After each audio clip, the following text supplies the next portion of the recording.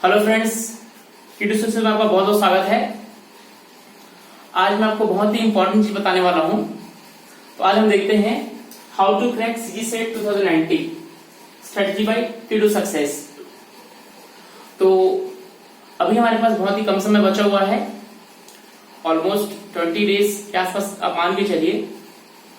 तो इस कम समय में हम कैसे नेट की बेहतर तैयारी कर सकते हैं, इसको देखते हैं। क्योंकि आपको पता है कि बड़ी से बड़े जो युद्ध होते हैं वो स्ट्रेटजी से जीते जाते हैं, रणनीति से। और आजकल जो कॉम्पिटिशन का समय है, इसको भी फाइट करने के लिए हमको स्ट्रेटजी की जरूरत पड़ती है। तो मैं आपको उन एरिया के बारे में बताऊंगा जहां पे आप तैयारी करेंगे और उनको पढ़ाई करेंगे तो आपका सेट डेफिनेटली क्लियर हो सकता है। और किसमें कितना स्कोर करना है, ये सब मैं आपको बताने वाला हूं। तो इस वीडियो को आप एंड तक देखिए, और जिन्होंने भी इस चैनल को सब्सक्राइब नहीं किया वो सब्सक्राइब कर लीजिए, और आपको अच्छा लगे तो आप लाइक कर सकते हैं। और सब्सक्राइब करने में इसमें कोई चार्जेस फीस नहीं लगते हैं। तो पेपर 1 में 10 यूनिट्स होते हैं, और जो सीजी सेट में जो पेपर 1 का जो टाइमिंग है वो 10 से 11 होगा, और जो पेपर 2 का टाइम होगा वो होगा 11:30 से 1:30 बजे तक। तो बीच में आधे घंटे का समय रहेगा रिफ्रेशमेंट के लिए। तो देखते हैं हम तैयारी कैसे करेंगे। उसमें 10 यूनिट्स होते हैं, तो पेपर 1 की आपको 10 यूनिट की तैयारी करके जानी है। और मैं आपको जो टॉपिक्स बताने वाला हूँ उस टॉपिक को आप डेफिनेटली पढ़ के जाइएगा। इसके अलावा और एक्स्ट्रा पढ़ सकते हैं, लेकिन वो आपके लिए मिनिमम टॉपिक होगा। तो आपको जो अगर सेट निकालना है तो आप फोकस कीजिए मैथ्स और रीजनिंग पे, क्योंकि इस पे बहुत कम लोग फोकस कर पाते हैं, और इसलिए यहीं पे आपका कंपटीशन रह जाता है। तो जो मैथ्स है और डाटा इंटरप्रिटेशन है, तो इस पे आप अभी अच्छे से मेहनत कीजिए, क्योंकि जो लोग इसमें मेहनत करते हैं डेफिनेटली उनका क्लियर होता है। और जो लोग इस पोर्शन को छोड़ देते हैं, क्योंकि बाकी जो चीजें कॉमन रहती हैं, जो आपसे बनेगा वो सामने वाले से बन सकता है, तो वहां पे कोई कॉम्पिटिशन नहीं है, वहां पे सब आप लोग इक्वल में आ जाएंगे। आपका कॉम्पिटिशन तब आपका क्वालिफाई होगा जब आप जनरल लोगों से अब कुछ एक्स्ट्रा मेहनत करेंगे, जो चीज दूसरे नहीं पढ़ते उसको आप पढ़ेंगे, और आपसे वो पोर्शन बनेगा, तब आपका नेट निकलेगा। तो जो मैथ्स और रीजनिंग है, इसमें आप ध्यान दे सकते हैं एक सिंप्लीफिकेशन, इसको सरलीकरण, इसको सिंप्लीफिकेशन सरलीकरण। ये आप टॉपिक अच्छे से करते जाइए, जिसमें कुछ क्वेश्चन बनते हैं, क्वेश्चन सॉल्व करने पे आ जाएगा। जिसमें एज रिलेटेड प्रॉब्लम आते हैं, इसमें आपको उम्र दे दिया रहेगा, फिर दे देंगे कि 2 संतरे 4 केले का मूल्य इतना है, और 5 केले और 2 संतरे का मूल्य। तो इस प्रकार के क्वेश्चन देंगे आपको, उसमें एक का वैल्यू निकालना पड़ेगा, तो एक संतरे का मूल्य कितना है। इस प्रकार के क्वेश्चन बना सकते हैं आप इसमें। तो सिंप्लीफिकेशन है, number series, alphabet series, coding decoding,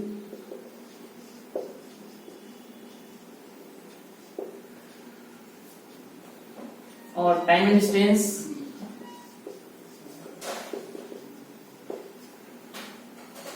और डायरेक्शन टेस्ट, और ये ब्लड रिलेशन, रक्त संबंध,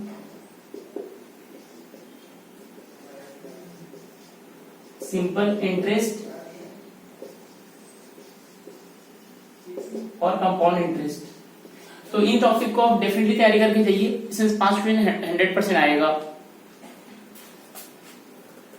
और ये इसमें इसके लिए आप हमारे वीडियो भी प्रीफर कर सकते हैं। हमने काफी टॉपिक्स पे हमने वीडियो बनाया हुआ है, और आगे भी हम वीडियो बनाते रहेंगे, तो आप हमारे प्रीवियस वीडियोस में देख सकते हैं टॉपिक को हमने कवर किया हुआ है। और उसके बाद आप लॉजिकल रीजनिंग जब बनाएंगे तो इसमें स्क्वायर एंड अपोजिशन वाला एक पोर्शन आता है, उसको आप देख सकते हैं। इसमें असर्शन एंड रीजनिंग का पोर्शन आता है, वो आप इसमें देख सकते हैं। वेन डायग्राम से रिलेटेड क्वेश्चन आते हैं, एक सैलोजिज्म से क्वेश्चन आता है, जिसमें आपको दिया रहेगा कि सभी गाय बकरी हैं, कुछ गाय बकरी हैं, इस टाइप के जो क्वेश्चन है वो सैलोजिज्म का क्वेश्चन आता है। और उसमें टाइप्स ऑफ रीजनिंग से क्वेश्चन आते हैं, जैसे इसके जो रीजनिंग के टाइप्स होते हैं वो होता है इंडक्टिव रीजनिंग, आगमनात्मक तर्क शक्ति, डिडक्टिव रीजनिंग, निगमनात्मक तर्क शक्ति।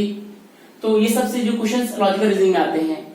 और डेटा इंटरप्रिटेशन में कुछ बेसिक फॉर्मूलेज होते हैं, उसको आप देख लीजिएगा। हमने पिछले वीडियोस में इसको अपलोड करके रखे हैं, तो वो आप देख सकते हैं। डाटा इंटरप्रिटेशन में 5 क्वेश्चन आते हैं, और जो कि सिंपल होते हैं। जो डाटा इंटरप्रिटेशन में क्वेश्चन आते हैं वो बेसिकली होते हैं एवरेज पे बेस्ड होते हैं, सिंप्लीफिकेशन बेस्ड होते हैं। तो इसमें ये जो क्वेश्चन रहते हैं वो बेस्ड होता है, परसेंटेज बेस्ड होते हैं इसके क्वेश्चन। तो परसेंटेज आपको इसके लिए आना चाहिए। आप अगर आप ट्राई कर रहे हैं तो इसमें परसेंटेज बनना चाहिए आपका, परसेंटेज, एवरेज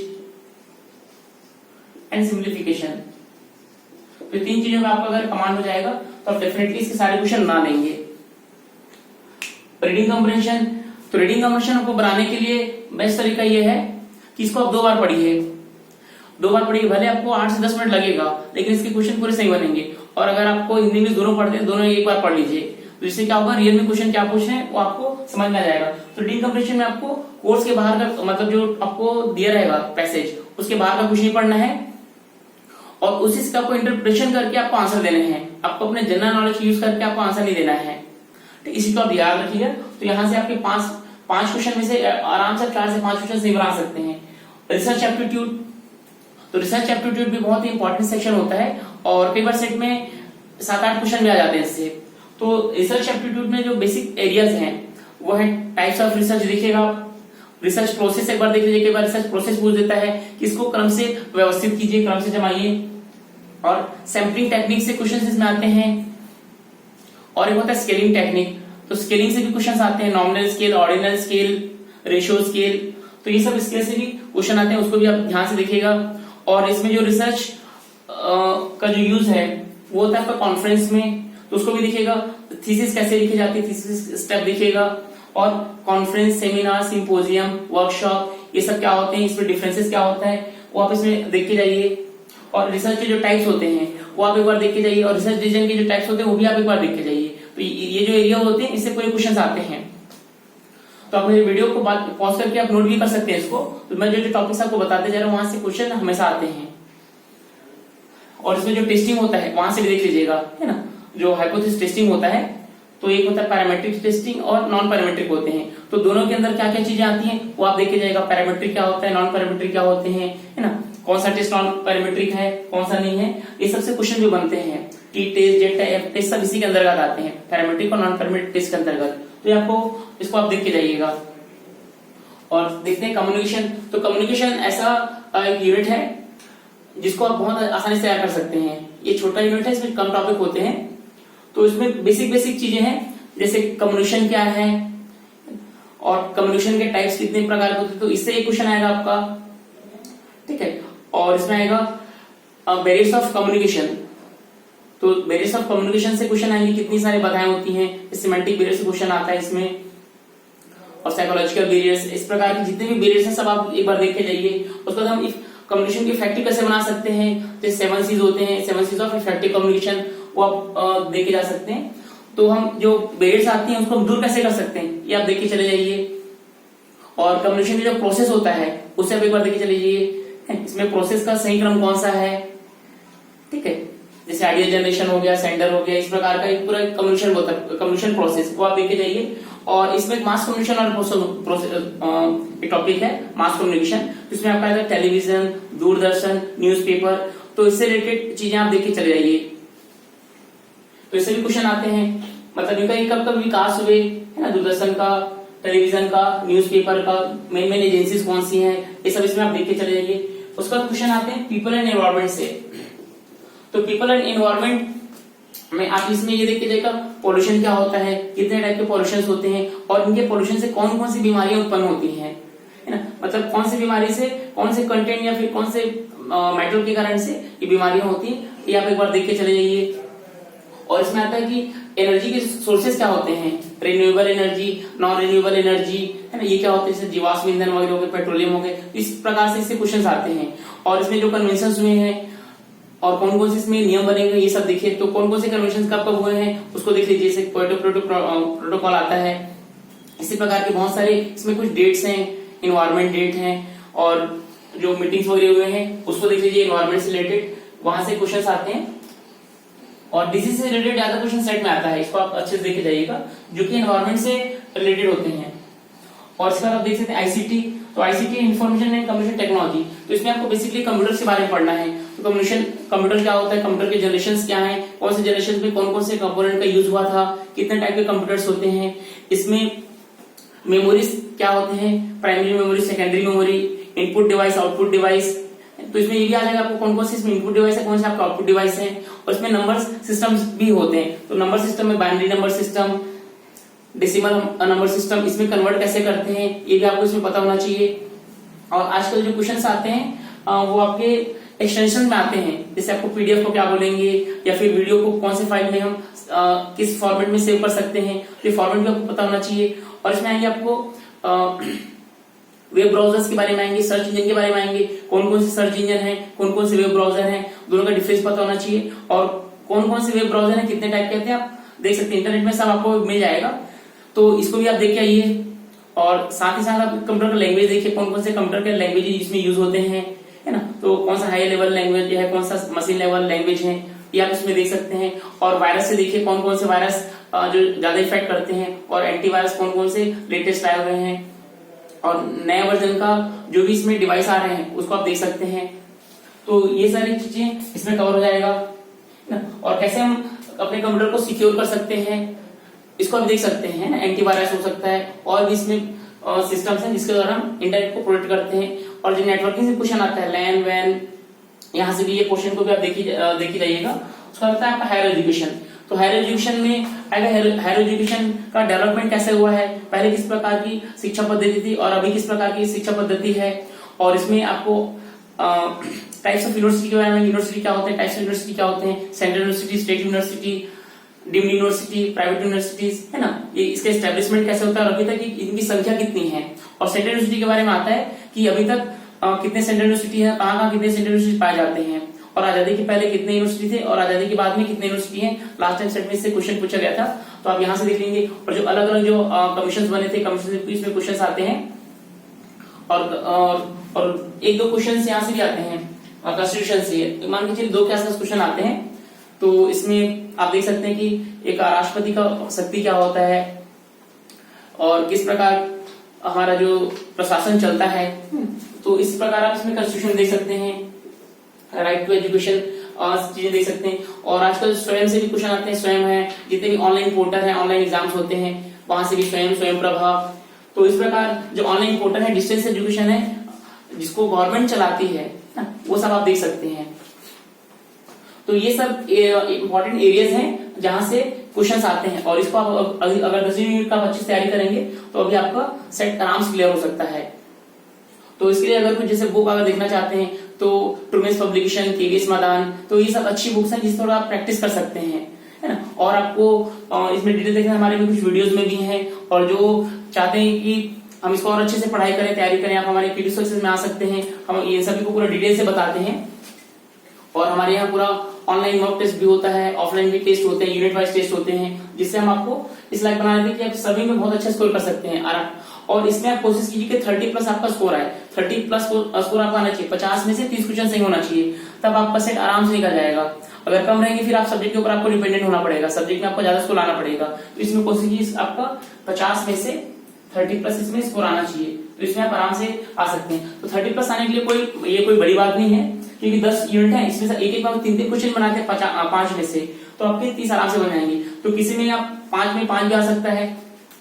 तो इसमें देखिए मैथ्स और एक और चीज बताता हूँ कि जैसे नेट में क्या था कि पेपर 1 पेपर 2 कंबाइन थे, तो हम पेपर 2 में कुछ समय अपना यूज कर पा रहे थे, लेकिन यहाँ पे ये अलग अलग होगा। 10 से 11 आपका सिर्फ पेपर 1 होगा, तो आपको 60 मिनट में 50 क्वेश्चन सॉल्व करने हैं। इसलिए आपका एक स्ट्रेटजी ऐसा है कि आप जो मैथ्स और रीजनिंग वाला पोर्शन है, इसमें आप 8 से 10 मिनट दे सकते हैं।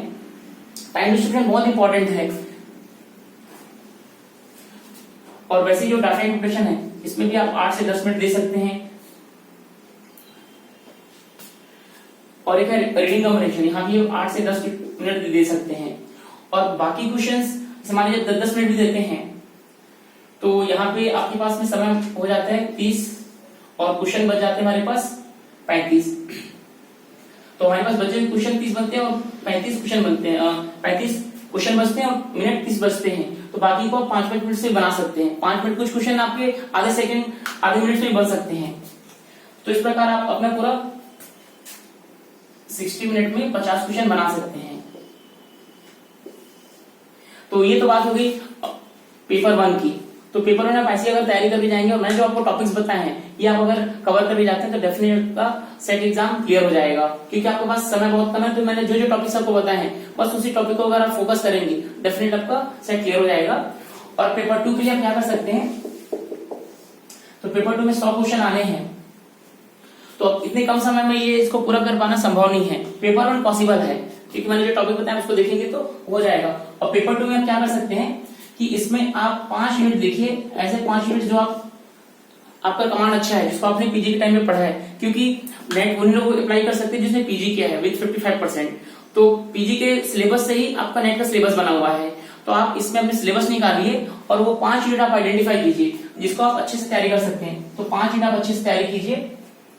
अगर आपको 5 यूनिट में से हर यूनिट में से 10 क्वेश्चन आएंगे तो उसमें से अगर 40 क्वेश्चन भी आप सही बनाते हैं, इसमें अगर आप 40 क्वेश्चन सही बनाते हैं और बचे 60 क्वेश्चन, तो 60 क्वेश्चन में अगर आप ट्रायल एंड एरर मेथड से या फिर कुछ पढ़ के कुछ आपको अलग कर सकते हैं, है ना, या फिर बोल सकते तुक्का मार देते हैं इसमें, तो इसमें से आप आराम से 15 क्वेश्चन आपका सही हो जाएगा। तो कुल मिला के कितना आ गया आपका 40 + 15 55। तो इस तरीके से आपको तैयारी कीजिए, लेकिन ये 5 यूनिट ऐसे तैयार होना चाहिए कि कहीं से भी कुछ भी क्वेश्चन आ जाए आपसे बन जाए। आपको 100% में जाएंगे तो आपका कुछ नहीं हो पाएगा, इसलिए आप स्मार्ट स्टडी कीजिए और 5 यूनिट अच्छे से कीजिए। और बाकी जस्ट एक ओवरव्यू देख सकते हैं, जितना आपको कैपेसिटी है उतना आप इसको तैयारी कर लीजिए। तो इस स्ट्रेटजी को अगर आप फॉलो करेंगे तो 100% आपका सेट एग्जाम निकल जाएगा। और भी कुछ गाइडेंस चाहिए आपको, और उसके लिए आप हमको कॉल कर सकते हैं, हमको आप व्हाट्सएप मैसेज कर सकते हैं। और हमारे यहाँ अभी भी एडमिशन ओपन हुए हैं, हम backup classes Sunday to Sunday लेते हैं। तो अगर आप हमारे यहाँ कोचिंग करना चाहते हैं तो कोचिंग में भी ये सारे टॉपिक्स हम कवर करवा देंगे, और आने वाले टाइम पे इन सब पे और भी वीडियोस आपको अपलोड करते जाएंगे, तो आप इनको देख सकते हैं। And thank you for watching this video.